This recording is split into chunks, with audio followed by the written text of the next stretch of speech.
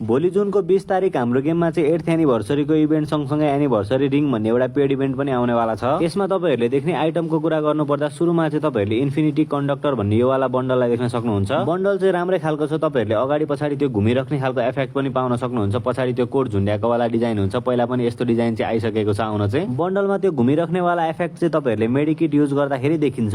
त्यसैगरी यहाँबाट पाइने फिमेल वाला बन्डललाई पनि हेर्नु होला। इन्फिनिटी क्याप्टेन भन्ने बन्डल हुन्छ। यसमा पनि तपाईहरुले सिमिलर खालको कलर थीम पाउन सक्नुहुन्छ र इफेक्ट पनि उस्तै हुन्छ र तपाईहरुले इफेक्ट चाहिँ मेडिकिट युज गर्दा नै देखिन्छ। त्यसैगरी अर्को आइटम भनेको चाहिँ इन्फिनिट लुप्स भन्ने यो वाला इमोट हुन्छ। हामीले तिहारमा त्यो झिरझिरे घुमाएको जस्तो घुमाघुमाइ गर्छ र तपाईहरुले नरोकेसम्म देखाएको देखाइ गर्छ। त्यसैगरी लास्ट वाला आइटम भनेको चाहिँ यो सर्फबोर्डको स्क्रिन हुन्छ। 8 लेखेको हुन्छ र वरिपरि त्यहाँनेर इफेक्ट पनि हुन्छ। र अब ब्यानरको कुरा गर्ने हो भने चाहिँ तपाईहरुले यसमा फर्स्ट स्पिनमा चाहिँ 80% अफ पाउन सक्नुहुन्छ। तपाईहरुलाई चाहिँ यहाँ मध्येको कुन आइटम ठीक लाग्यो र यसको लागि स्पिन गर्नुहुन्छ कि हुँदैन तल कमेन्ट सेक्सनमा भन्नु होला र यस्तै अपडेट्सको लागि हामीलाई फलो गर्नु होला।